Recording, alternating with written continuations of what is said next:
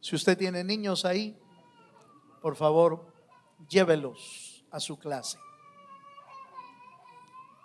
Ahí llevan a uno. Aleluya. Gloria a Dios. Ahí después se olvida, después no lo sacan de allá arriba jugando. Gloria al Señor. Vamos a la palabra del Señor. Acompáñeme a Santiago capítulo 3, versículo 13 al 15, por favor. Santiago capítulo 3, verso 13 al 15.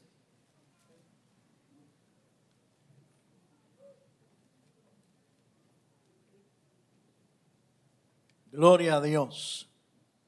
Vamos a introducirnos a nuestro tema de hoy, que le hemos titulado sabiduría. Ese es nuestro tema de hoy.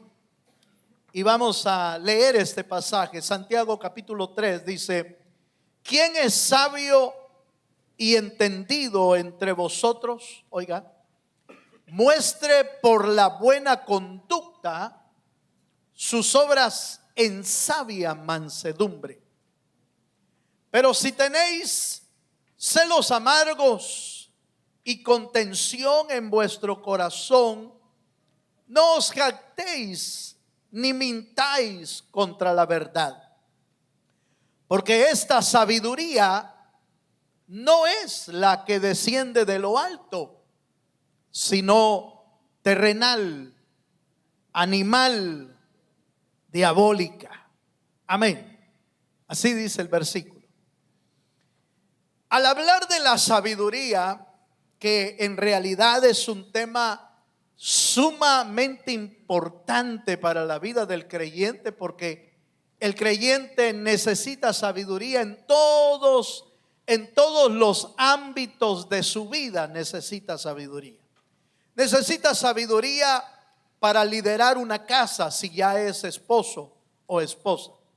Necesita sabiduría para ser un buen esposo o una buena esposa. Necesita sabiduría para ser un buen padre, una buena madre. Necesita sabiduría para ser un buen trabajador, para ser un buen compañero, para ser un buen jefe, para ser un buen supervisor. Para todas las áreas de nuestra vida se necesita sabiduría. Y el apóstol Santiago quiso abordar este tema de la sabiduría, y creo yo que Santiago profundizó en ese tema en puntos que no son muy comunes oírlo, pero que es importante conocerlo y entenderlo. Quiero iniciar esta introducción del tema de sabiduría diciendo que sabio no es el que sabe mucho.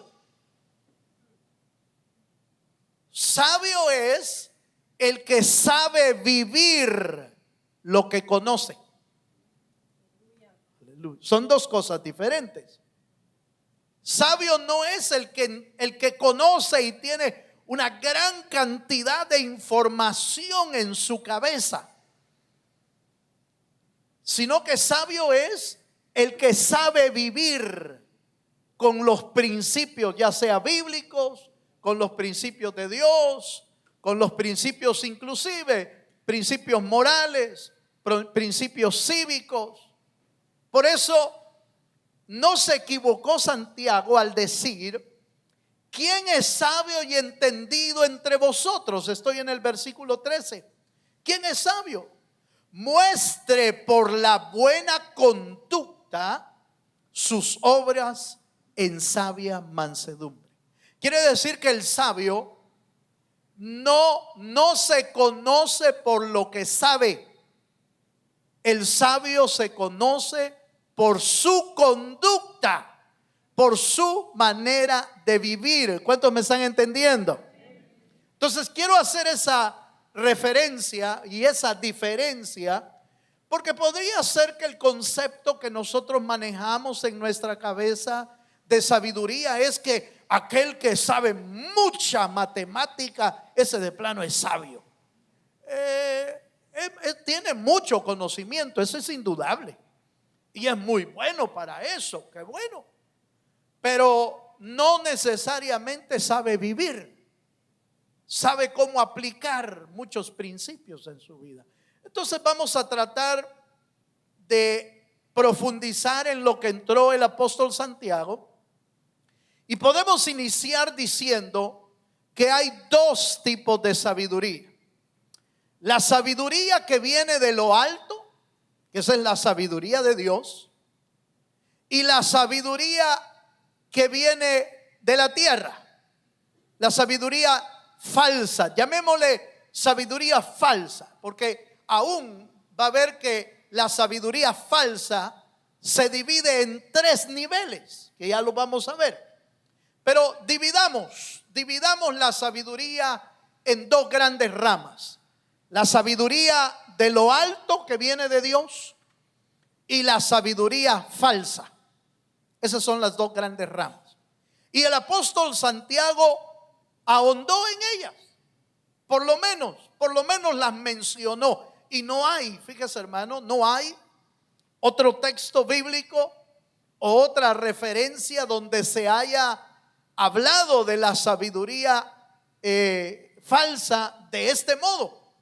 Y el versículo, vamos a ver el versículo 15, porque vamos a ver primero vamos a analizar primero la sabiduría falsa. Vamos a analizarla primero para examinar que no vaya a ser, hermano, que todavía nosotros estamos ahí, en esa rama de la sabiduría y no en la otra, en la rama que más nos debería de interesar, en la sabiduría de lo alto. ¿A cuántos le interesa la sabiduría de lo alto?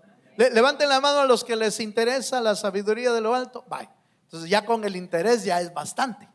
Aleluya. Pero analicemos primero la sabiduría falsa, y vamos a decir que la sabiduría falsa se divide en tres niveles: la sabiduría terrenal, la sabiduría animal y la sabiduría diabólica. Oiga esto: tres niveles: sabiduría terrenal, sabiduría animal y sabiduría diabólica. Eso lo dice el verso 15. No lo estoy inventando yo. El verso 15 dice: porque esta sabiduría, ¿de cuál sabiduría está hablando? Acaba de hablar en el verso 13 de la sabiduría, está hablando de los sabios. Pero el verso 14 habla de gente en celos amargo, en pleitos, en jactancia. Y entonces dice el versículo 15: porque esta sabiduría no es la que desciende de lo alto, sino terrenal, animal y diabólica. Vaya. Entonces ahí está en la Biblia, no me lo estoy inventando yo. Pero ¿a qué le podemos llamar la sabiduría terrenal? La sabiduría terrenal le podemos llamar a todo tipo de conocimiento humano o todo tipo de conocimiento terrenal que obviamente hace crecer nuestro conocimiento, nuestra mentalidad, pero que, fíjese hermano, fíjese que al final envanece al ser humano. Porque es extraño que muchas personas, cuando tienen demasiado conocimiento, se empiezan a envanecer. Es decir, en lugar de que el conocimiento los haga más sencillos, los hace más complicados. Aleluya. Y complicados en este ángulo, que a muchos, y digo muchos por no decir todos, porque no todos son alcanzados en eso, pero muchos se empiezan a envanecer y a enorgullecer de lo que saben. Y lamentablemente se convierte para muchos, no para todos, pero para muchos se convierte en un estorbo para conocer a Dios. Es interesante. Yo he conocido gente que es muy muy conocedora, hasta con muchos títulos universitarios. Pero gracias al Señor, eso no les estorbó para encontrar a Dios. Pero a la gran mayoría, el conocimiento les estorba para conocer a Dios, porque se empiezan a preguntar más de la cuenta. Y empiezan a preguntar, ¿y cómo es eso? ¿Cómo es eso de que Cristo vino y nació aquí? ¿Cómo está eso de que murió, que nació de una virgen? Y a poco, ya dije de dónde es, ¿verdad? Y a poco nació por obra y del Espíritu Santo. Y pues, dicen los otros de por allá, ¿va? Aleluya, para quitarme un poco el. Y pues, ¿será que Dios hizo nacer en realidad? Y entonces empiezan a hacer preguntas, porque el conocimiento, la reflexión, el estudio los hace que se vuelvan pragmáticos. Es decir, pragmático es una persona que busca lo práctico, que lo práctico sea en beneficio de algo. Si eso funciona, entonces dan la razón de algo. Si se puede probar algo, si utilizan el método científico para poder descubrir algo y lo pueden probar, fíjese, y lo pueden probar, lo pueden palpar, lo pueden gustar, entonces dicen, entonces puede ser cierto. Pero si no, no. Pero el gran problema es que el evangelio que Cristo vino a predicar es por fe. ¿Cuántos dicen amén? No que no se pueda probar, porque el evangelio de Jesucristo se puede probar. Se puede probar bíblicamente, se puede probar históricamente, se puede probar, porque hay registros históricos de Cristo y de todo lo que hizo. Se puede probar en la Biblia, se puede probar en la historia, y se puede probar por testigos. ¿Cómo se prueba algo en una corte, por ejemplo? ¿Cómo se prueba algo? Se prueba por testigos.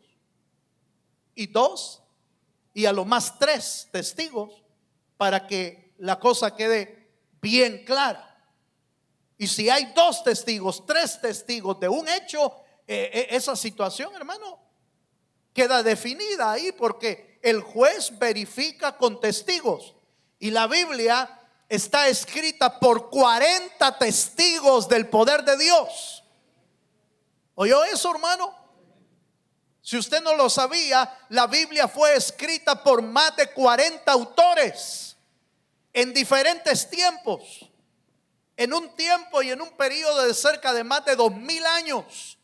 Y la Biblia sigue siendo el mismo libro bendito que Dios escribió desde hace mucho tiempo, y no se contradice. Hay gente que busca, mire, pero es que aquí dice una cosa y aquí dice otra cosa. No se contradice. Lo que pasa es que lo está interpretando mal. Cuando uno investiga el texto y el contexto por el cual fue dicho, entonces se encuentra que no está en contradicción un verso con el otro verso. ¿Sí me estoy dando a entender? Entonces la Biblia se puede probar. Se puede probar con testigos, se puede probar histórico. A alguien le preguntaron, a un predicador que tenía una iglesia muy grande, tenía cerca de 5,000 personas en la iglesia, y le preguntaron, mire, alguien de esos que siempre andan buscando pelear contra los pastores, aleluya. Hay gente que le gusta pelear. ¿Y cómo me prueba usted que eso de Cristo es cierto? ¿Y cómo me asegura usted que Cristo es real y que eso de la fe es verdadera? ¿Cómo me prueba usted? Lo invito el domingo a la iglesia, le dijo, y ahí se lo pruebo.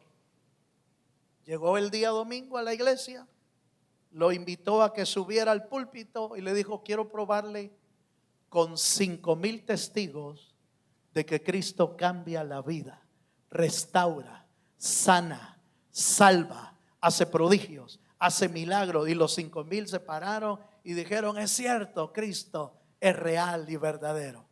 ¿Se puede probar? Usted puede engañar 5,000 personas, hermano, 10,000 personas. Solo Cristo puede hacer milagros de ese calibre. ¿Cuántos dicen amén? Ahora, el punto es que la sabiduría terrenal, dijimos, es el conocimiento de la tierra que nos hace crecer en sabiduría humana, pero que muchas veces esa sabiduría envanece el corazón del hombre. Acompáñame a la escritura y leemos Romanos capítulo 1, verso 21. Déjeme darle ejemplo de los que se envanecieron y terminaron alejados de Dios. Dice Romanos 1, 21. ¿Lo tiene, hermano? Dice, pues habiendo conocido a Dios, oiga, habiendo conocido a Dios, no le glorificaron como a Dios, ni le dieron gracias, sino que, oiga, sino que se envanecieron en sus razonamientos y su necio corazón fue entenebrecido. ¿Qué fue lo que le estorbó para que se alejaran de Dios? Se envanecieron en sus propios razonamientos. Hay gente que el conocimiento le ha arruinado la vida para que busque a Dios. ¿Por qué? Porque lo envaneció, lo enorgulleció, le elevó el ego, lo infló. Con respeto voy a decir esto, pero como los sapos cuando se hinchan, hermano. Aleluya. No sé si ha visto un sapo hinchado. ¿Ha visto usted? Yo me acuerdo muy bien de uno, hermano. Un sapo hinchado, de veras. Le cuento rápidamente. Tenía yo cerca de unos 7, 8 años. Y como de esa edad uno es travieso, ¿ah? Andábamos jugando con otros amigos ahí del barrio, de la colonia. A una cuadra exactamente de mi casa había una bajadita así. Y veníamos 3 o 4 niños de 7, 8 años por ahí. Y de repente cuando íbamos caminando vimos que había un gran sapo ahí. Oye, un sapo grande. Y de traviesos, en lugar de dar la vuelta o en lugar de quitarlo de ahí, qué sé yo, le empezamos a tirar piedras al pobre sapo. De veras, pobre sapo. Le empezamos a tirar piedras entre los que estábamos ahí, le tiramos piedras. Y de plano algunas le cayeron y entonces yo vi, fíjese hermano, que el sapo de alguno de los golpes, ¡pum!, cayó para arriba. Pero se empezó a inflar. Pero quedó así, patas arriba, mire hermano. Y entonces dijimos, pasemos corriendo. Y en lo que hicimos que íbamos a correr, no es mentira, el sapo que estaba así se dio vuelta y cayó en la callecita donde íbamos a pasar. Así, mire hermano, parecía el diablo usted. De veras, a los 8 años usted se imagina cómo lo vimos nosotros. Nosotros dijimos que era el puro diablo, de veras. Porque ¿quién le dijo que se diera la vuelta para esperarnos? De veras, hermano, puro el diablo. Por supuesto que no nos quedamos a seguirlo viendo, ¿va? Salimos corriendo, hermano. Pero vimos en ese tiempo, en ese momento, para mí fue la cosa más horrenda que pude ver, hermano. En la noche va de ver sapos por todos lados, hermano. Hasta en sueños. ¿Por qué le dije lo del sapo? Porque así se hinchan los orgullosos. Así se hinchan los egocéntricos por el conocimiento. Y ya no pueden ver nada de Dios, porque se envanecieron. Dice, estos, habiendo conocido a Dios, no lo glorificaron, sino que se envanecieron en sus propios razonamientos. Primera de Corintios 8:1 rápidamente dice, en cuanto a los sacrificados de los ídolos, Primera de Corintios 8:1 dice, en cuanto a lo sacrificado a los ídolos, sabemos que todos tenemos conocimiento, dice, fíjese. Pero más adelante dice, el conocimiento envanece, pero el amor, ¿qué dice, hermano? El amor edifica. Por eso cualquier conocimiento que uno llegue a tener, pero no tiene amor adentro, mire, ese conocimiento lo va a envanecer.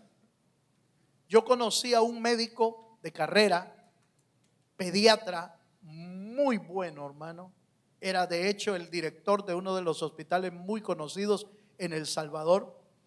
Pero era un hombre tan sencillo, hermano. Aunque era el director, él tenía su clínica privada y atendía a los niños, hermano, con una dulzura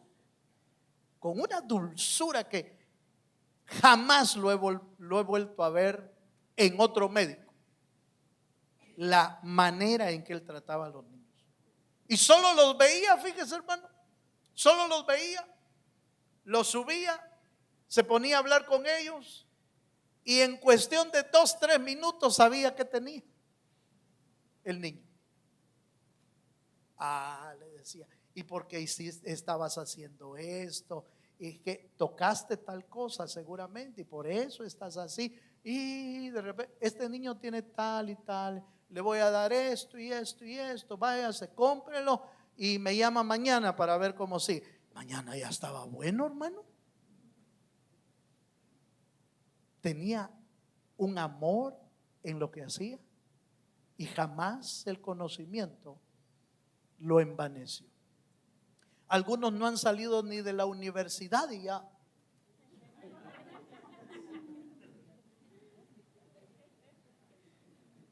se creen a saber qué. El conocimiento envanece si el amor de Dios no está dentro de uno. Lo hace pedazos, hermano. ¿Cuántos me están entendiendo? Por eso el conocimiento terrenal siempre se opone a la fe en Cristo. Estorba. Pero diríamos que hasta ahí es un problema nada más. Pero sigamos viendo el otro, porque la otra sabiduría sí ya es más complicada. A esta ayúdeme por favor poniéndole atención. Porque la otra sabiduría es la que la Biblia le llama animal, la sabiduría animal o una mente animal. ¿De qué se trata eso? Acompáñame a Gálatas capítulo 5, versos 19 al 21. La sabiduría animal, diríamos, es aquella sabiduría en la que el hombre se corrompe en buscar hacer las obras de la carne. Fíjense. Y dice Gálatas 5, 19. ¿Lo tiene, hermano? Y manifiestas son las obras de la carne, que son, oiga esto: adulterio, fornicación, inmundicia, lascivia, idolatría, hechicería, enemistades, pleitos, celos, iras, contiendas, disensiones, herejías, envidias, homicidios, borracheras, orgías y cosas semejantes. Este tipo de manifestaciones se da en las personas en que su mente, oiga esto, en que su mente se ocupa de darle libertad a los deseos de su mente o de su corazón. Fíjense. Por eso es que se llama sabiduría animal. Lo dijo Santiago cuando habló acerca de: pero tenéis celos amargos y contención en vuestro corazón. ¿Qué es eso? Obras de la carne. Santiago lo dijo. Celos amargos, contenciones, jactancia. Entonces, la sabiduría animal es el hombre, fíjese, el hombre que obviamente tiene su conocimiento terrenal, pero que le da rienda suelta a su mente, llevándola a una depravación y al cumplimiento de sus deseos carnales. Y eso produce una mente una mente reprobada o depravada. A eso se le llama sabiduría animal. Porque fíjese que algunos hombres y mujeres que caen en esta terrible, hermano, en esta terrible escena de la carne, hay momentos en que ya no le es suficiente un tipo de pecado, sino que empiezan a buscar otro tipo de pecado que llenen más su alma. Pero lo que realmente están haciendo es corrompiendo su mente en cosas carnales. Y a eso es lo que la Biblia le llama sabiduría animal. ¿Sí me estoy dando a entender, hermano? Vaya, sigamos un poquito más. Veamos un poquito en Mateo capítulo 23, versículo 33. Ahora entiendo, bueno, si podemos verlo desde este ángulo, ¿por qué le dijo el Señor a los fariseos serpientes? Aleluya. Podría ser porque la serpiente es figura del diablo, ¿verdad? Y de hecho el Señor les dijo: vosotros sois hijos de Satanás, hijos del diablo, les dijo a los fariseos. Pero también porque su mente se había corrompido. Dice Mateo 23, 33, dice: serpientes, generación de víboras, ¿cómo escaparéis de la condenación del infierno? Fíjese que está hablando con hombres comunes y corrientes, pero religiosos que estaban totalmente fuera de la verdad de Dios, y sus vidas se habían corrompido. Mire qué terrible mal es que a pesar de que estaban viviendo una vida religiosa, sus vidas estaban corrompidas. Sus vidas estaban destruidas por dentro. Por eso no se trata, hermano, no se trata de encontrar la religión que me guste. Porque podemos encontrar religiones de todo tipo. Hoy en día, hermano, hay cientos, si no miles de religiones existentes en el mundo, con diferentes colores, diferentes sabores, diferentes situaciones. No se trata de encontrar una religión que me guste. Se trata de encontrar una relación que cambie nuestra vida con el Dios de los cielos. Eso es lo que necesitamos encontrar. Por eso Cristo, cuando vino a predicar, no vino a predicar una religión. Él vino a predicar una relación con Cristo, una relación con Dios. Él vino a predicarles el camino. Yo soy el camino, la verdad y la vida, y nadie llega al Padre sino por mí. Lo que él estaba diciendo es: miren, yo no vine a enseñarles una religión, yo vine a enseñarles a cómo llegar al Padre. ¿Cuántos dicen amén? Porque ese es el verdadero evangelio. El verdadero evangelio es, hermano, el verdadero camino que nos lleva a Dios. Eso es lo que Cristo vino a predicar. Entonces debemos de tener, oiga esto, debemos de tener cuidado que el conocimiento humano no nos envanezca la mente y el corazón y nos aleje de Dios. Por eso yo nunca estoy de acuerdo en que los estudios te alejen del Señor. Yo no estoy de acuerdo en eso. No estoy de acuerdo. Hermano, es que está estudiando y por eso no puede venir. Aleluya. Míreme para acá, por favor. Es que está estudiando, mira que tiene tantas tareas. Es que mire, no puede venir porque solo estudiando pasa. Me suena que el estudio lo está alejando.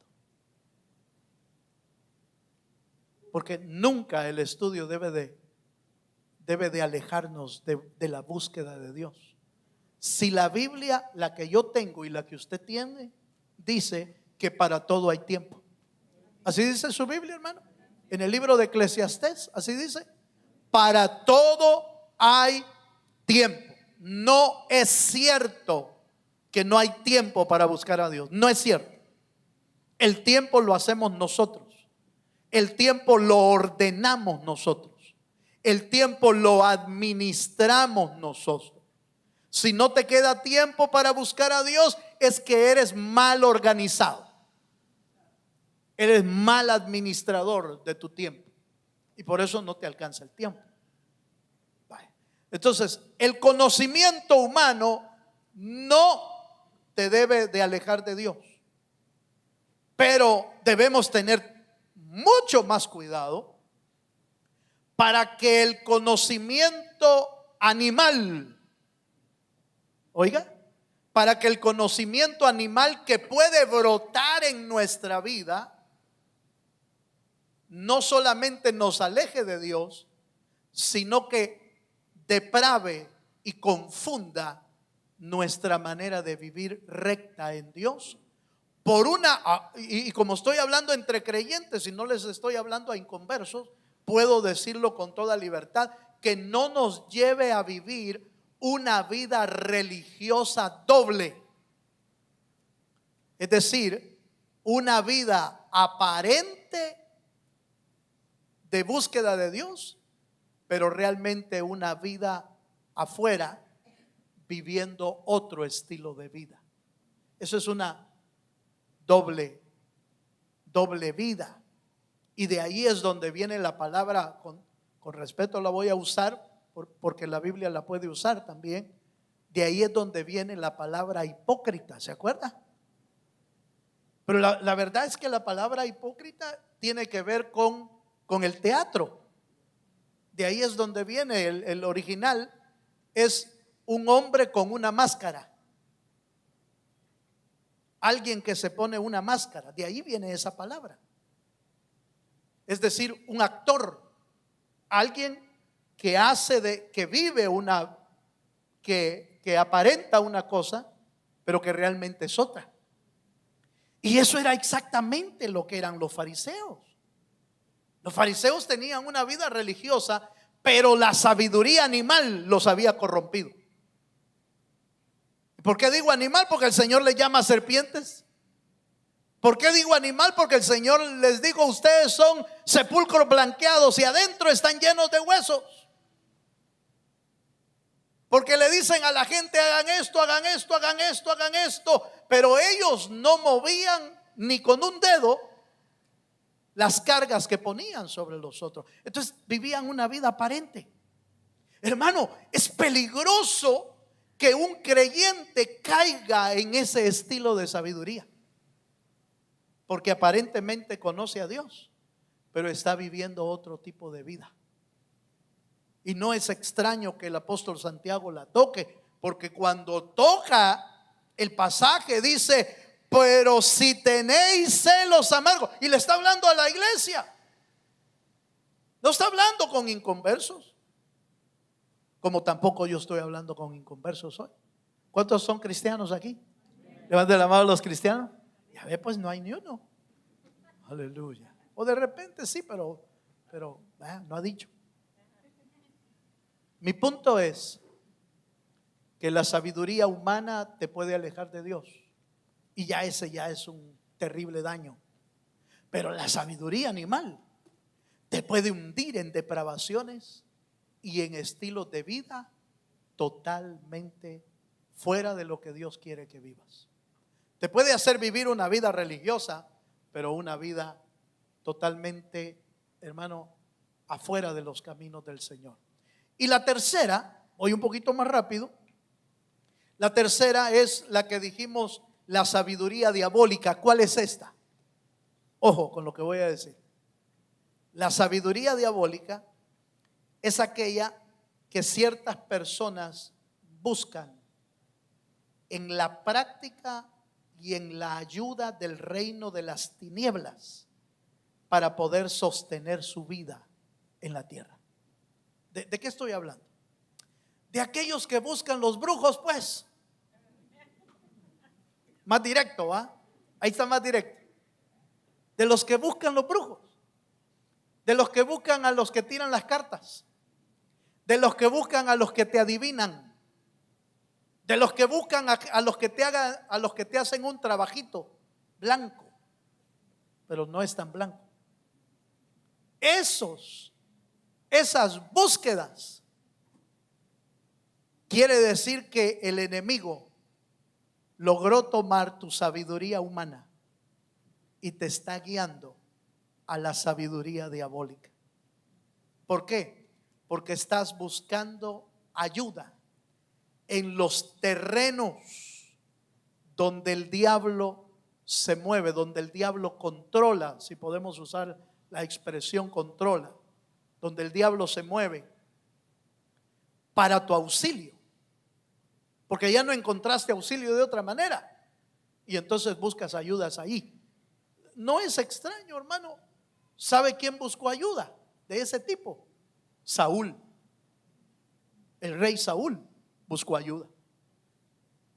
Veámoslo. Primer libro de Samuel, capítulo 28, versos 5 al 7. El rey Saúl empezó a caer y a caer y a caer y a caer en su búsqueda a Dios, hasta que llegó a la necesidad él de buscar ayuda en los ambientes diabólicos. Dice, primer libro de Samuel, lo tiene por favor, hermano, 28, verso 5, por favor, subráyelo, guárdelo allí y lo vuelve a leer usted en su casa para que lo vea con claridad. Primer libro de Samuel 28, 5 dice, y cuando vio Saúl el campamento de los filisteos, tuvo miedo y se turbó su corazón en gran manera. Y consultó Saúl a Jehová, pero Jehová no le respondió ni por sueños, ni por Urim, ni por profeta. Esa palabra Urim es importante. Es la manera en que el Señor hablaba en el Antiguo Testamento con las piedras de Urim y Tumim, las piedras que tenía el sacerdote adentro del efod, del pectoral. Eran piedras sacerdotales. Usted las puede investigar. Ni por profetas. No apareció un profeta que llevara una palabra de Dios. Y entonces dice el verso 7, entonces Saúl dijo a sus criados, oiga, por favor, dijo Saúl a sus criados, buscadme una mujer que tenga espíritu de adivinación, para que yo vaya a ella y por medio de ella pregunte. Y sus criados le respondieron, he aquí hay una mujer en Endor que tiene espíritu de adivinación. Y usted puede leer la historia en su casa, no la lea ahorita. En la casa lo lee y va a ver lo que pasó. Saúl, el rey de Israel, ¿conocedor de Dios o no, hermano? Claro. ¿Lleno del Espíritu de Dios? Sí, fue lleno del Espíritu de Dios. Hasta profetizó Saúl. Hasta dijeron, cuando lo oyeron, dijeron, Saúl entre los profetas, dijeron, porque nunca lo habían oído profetizar. Pero ahí profetizó. ¿Era ungido de Dios? Sí. ¿Lo usó Dios? Sí. ¿Se apartó de Dios? Sí. Es que ser cristiano no quiere decir que eres intocable, hermano. Ser cristiano no quiere decir que eres invencible. El invencible es Dios. El intocable es Dios. Y mientras Dios esté de tu lado, eres intocable. Pero solo te alejas tantito, como dicen allá en El Salvador. Solo te alejas un espacio de tiempo. Solo te alejas un rato de Dios y las cosas empiezan a ser turbias en tu vida. Empieza a aparecer la confusión, empieza a aparecer la turbación, empieza a aparecer el desánimo, empieza a aparecer el desamor al Señor, empieza a aparecer la tibieza, empieza a aparecer, hermano, la indiferencia a Dios empieza a aparecer en el corazón. Entonces se viene uno abajo y abajo y abajo. Y aquellos que eran grandes, hermano, grandes servidores de Dios, grandes instrumentos de Dios. No importa cuán grande uno haya sido, si se aleja de Dios, te va a alcanzar la turbación. Te va a alcanzar el enemigo.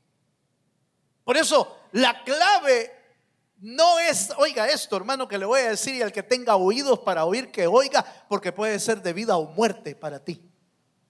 La clave no es llegar a ser grande en el reino de Dios. La clave no es llegar a ser tener un lugar o una posición en el reino de Dios. La clave es mantenerte ahí. Esa es la clave. La clave no es que llegues y que qué bárbaro cómo te usa Dios, y qué bárbaro qué servidor eres, y qué bárbaro cómo el Señor te está levantando, y qué bárbaro cómo Dios te está usando. Sí, pero eso es gracias al Dios de los cielos. Pero mantenerte allí sin caerte, allí está la cosa. Allí está lo difícil. Y la única clave que yo he encontrado para mantenerse ahí, ¿sabe cuál es? ¿Sabe cuál es? ¿Cómo se puede mantener uno en una posición sin caerse? Cuando tú mismo decides tirarte al suelo para humillarte delante de Dios. Si estás tirado en el suelo humillándote delante de Dios, no hay manera que te caigas de ese lugar. Porque ya estás en el suelo. Te estás humillando delante de Dios. Y al que Dios, oiga hermano, el que se humilla, ¿qué dice la Biblia? Dios lo exalta. Y el que se exalta, Dios lo humilla. Entonces, ¿cómo podemos vivir una vida exaltada? Viviendo una vida humillada. Esa es la clave. Mientras más estás en el suelo buscando a Dios, no hay peligro de que te caigas de ahí. ¿Cuántos dicen amén? Ay. Saúl, habiendo sido el rey de Israel, habiendo sido ungido, habiendo sido llamado, habiendo sido un hombre de Dios, terminó consultando a adivinos, consultando brujos. Mire, no vaya a creer, hermano, que yo soy un niño en no saber que a veces hay gente cristiana que se va a consultar a brujos. Míreme para acá, por favor. A veces se van a consultar. No, pero solo me dijo lo que me va a pasar, hermano. Si de eso se trata. Eso es el brujo. Yo no, hermano, ¿sabe qué es lo que yo hago, hermano? ¿Sabe qué es lo que yo llamo a mi país y allá me profetizan? Perdone usted, perdone, pero me suena lo mismo. Aleluya. Fíjese que me enfermé, pero me dijeron que la niña Tallita me va a sobar. ¿Y con qué la sobó? No, pues solo se fumó un purito. Eso es brujería, hermano. Eso es brujería. A veces es santería con brujería. No, hermano. El Hijo de Dios que ha sido llamado por el Señor para seguir en sus caminos, se tiene que alejar de ese estilo de vida. ¿Por qué? Porque lo que están haciendo no es hacerte un favor. Te están dejando en tu vida, oiga, te están dejando en tu vida vigilantes. ¿Qué es eso, hermano? Espíritus, pues.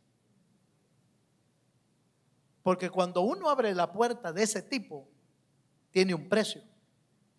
Te dejan vigilantes ahí. Entonces se va uno para la casa y lleva adentro de su vida, lleva vigilantes. Aleluya. Que van a empezar a hacer un trabajo, no por aquel que uno fue a pedir, no por aquella que es que quiero que regrese, es que como lo amo, hermano. Mire. No, hermano, mire. Hablemos claro. Nadie lo va a saber, solo los que vean el video.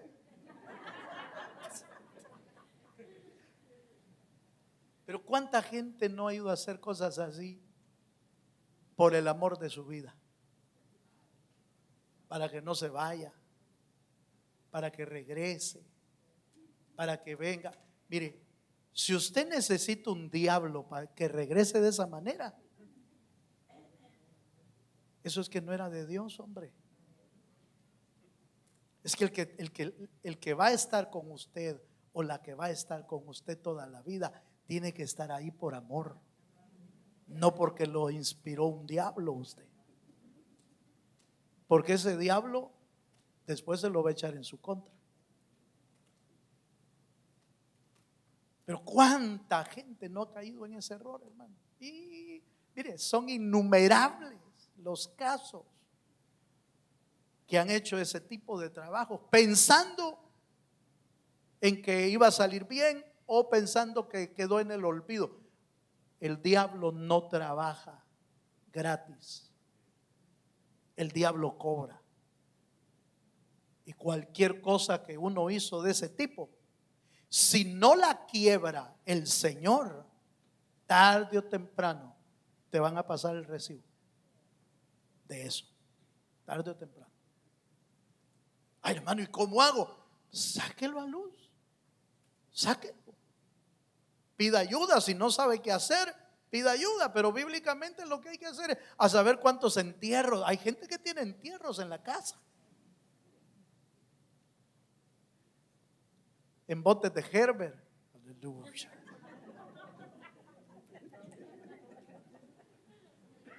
No, si a mí me ha tocado sacar esas cosas, hermano, cuando la gente no sabe qué hacer con eso. Hermano, ¿y qué hago? Fíjese que yo no sabía y allá tengo un mi enterrito. ¿Qué hago? Vamos a sacarlo, pero con usted. A veces me dicen, sáquelo usted. No, venga usted. Usted lo enterró, usted sáquelo. Aleluya. Yo le ayudo a orar, le ayudo a reprender y quemamos ese chunche.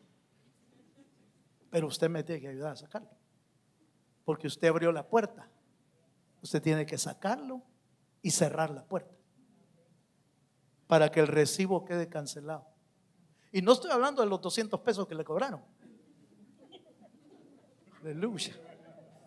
Estoy hablando del precio espiritual que le van a cobrar porque nunca lo sacó a luz delante de Dios. Pecado, con esto termino porque se puso seria la cosa, ¿va? Mire, pecado escondido es pecado activo. Pecado escondido es un pecado activo. Es un pecado que todavía existe. Entonces, ¿qué es lo que hay que hacer? Hay que sacarlo. Hay que sacarlo, hay que quebrarlo, hay que reprender y hay que quemarlo. Eso es presentarlo delante de Dios para que Dios quiebre. Pero si usted cree que ya se olvidaron, eso ya pasó, no, eso está activo todavía. Y tarde o temprano le van a pasar la factura. El diablo le va a pasar la factura. ¿Cómo? Mejor ni le digo cómo. Pero bueno, vayamos al texto de conclusión. Ya se me fue el tiempo. Voy a leer a Santiago capítulo 3 verso 17. De esto vamos a hablar la próxima semana. ¿El qué? El jueves no. Hasta el otro pues. Hasta el otro jueves, porque vamos a tener el congreso. Vamos a hablar de la sabiduría de lo alto. Santiago 3:17 dice: pero la sabiduría que es de lo alto, este es el que nos interesa totalmente, es primeramente pura, después pacífica, amable, benigna, llena de misericordia, de buenos frutos, sin incertidumbre ni hipocresía. Mira esta sabiduría. Y el fruto de la justicia se siembra en paz para aquellos que hacen la paz. Esta es la sabiduría de lo alto. Esa vamos a estudiar el próximo estudio que nos corresponda y vamos a profundizar en las bendiciones y en los efectos cuando aprendemos a caminar en la sabiduría de lo alto. La otra sabiduría, aprendamos a desecharla. ¿Cómo?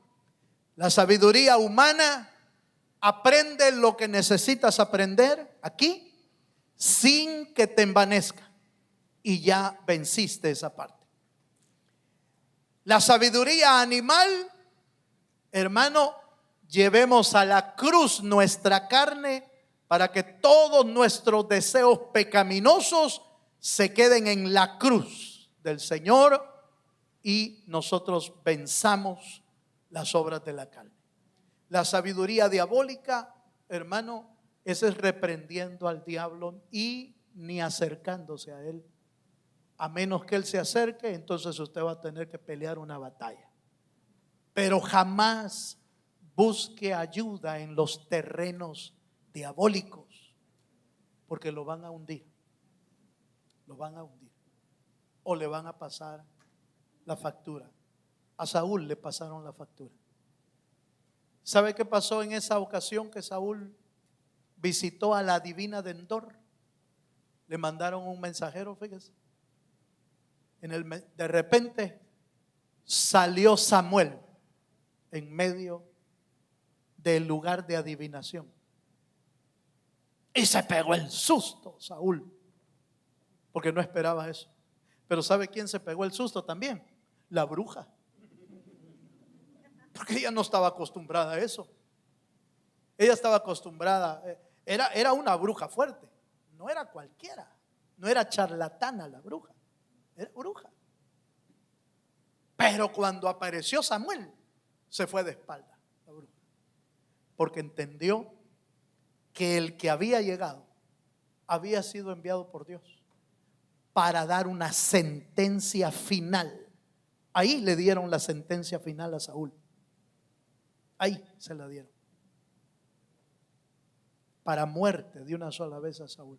Y por supuesto a la bruja también de un solo. Esa fue su sentencia final. No, hermano, consultar esos lugares tienen un costo muy alto. Es mejor buscar a Dios. ¿Acaso no hay Dios en Israel? ¿Acaso no hay Dios en la iglesia que te puede ayudar? ¿Necesita un brujo uno para ayuda? No. Si conoces a Dios, no necesitas a ni uno de esos. Póngase de pie, por favor. Yo le voy a invitar, mientras mis hermanos músicos, mientras el pianista se viene, yo quiero invitarle a que aprovechemos los minutos que nos quedan. Aprovechemos para, hermano, para alejarnos lo más que podamos de las sabidurías que estorban la búsqueda del Señor. No te estoy diciendo que te alejes de la universidad, que te alejes de la high school, no, solo que no te envanezca. Eso es lo que te estoy diciendo. Si buscas el estudio y la universidad y lo aprovechas muy bien, Dios te va a bendecir. Pero que no te aleje de Dios, porque ahí está el problema. Cierra tus ojos un momento. ¿Cuántos pueden levantar su mano al cielo para decirle al Señor: Señor, ayúdame a estar lejos de las sabidurías humanas, lejos de la sabiduría animal y lejos de la sabiduría diabólica? Mi único anhelo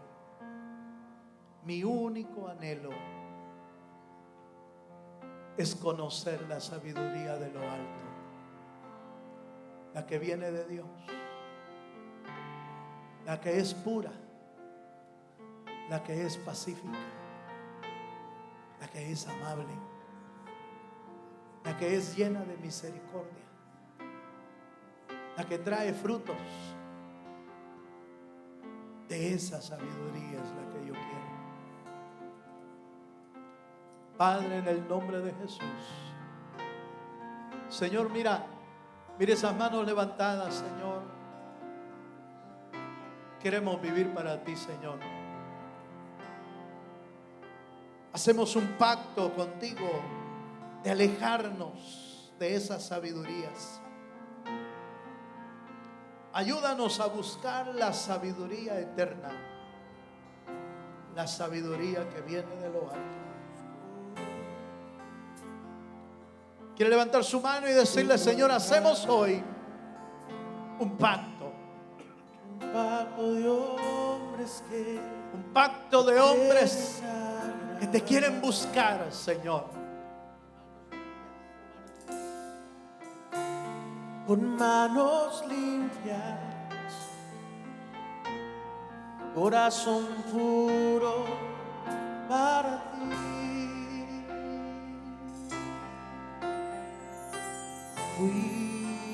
Cuidaré mis ojos,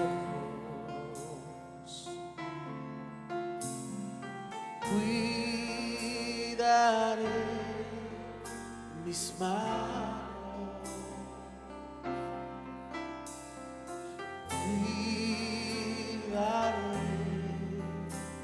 mi corazón de todo lo malo,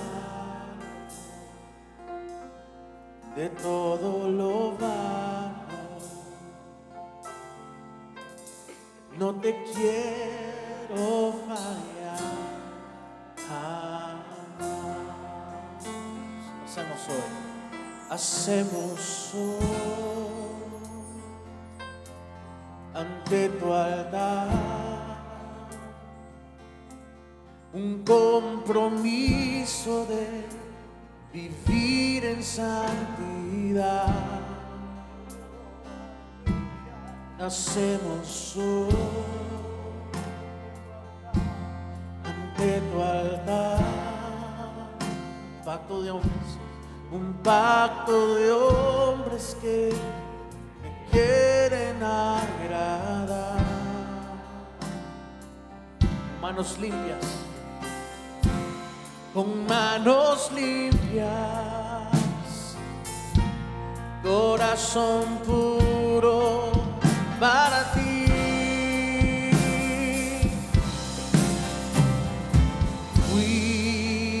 Cuidaré mis ojos,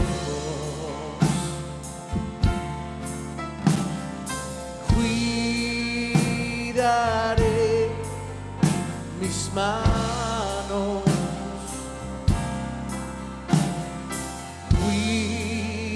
cuidaré mi corazón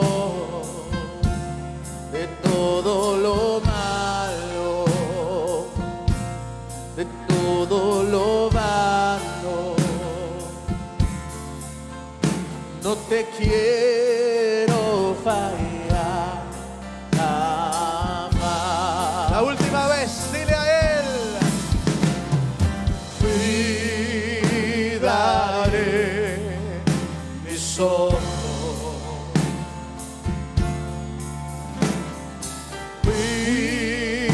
cuidaré mis manos,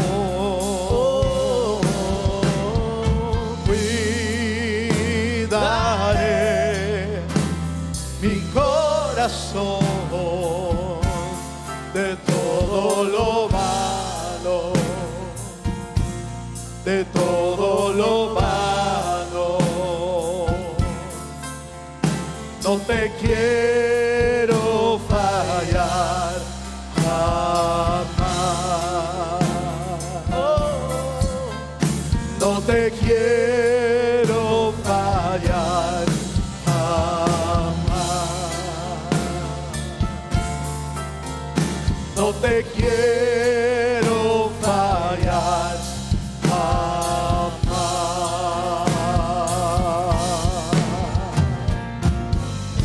aleluya. Gracias, Señor. No queremos fallarte, Señor. Queremos caminar bajo tu cuidado, Señor, en el nombre poderoso de Jesús, nuestro Señor. y Salvador.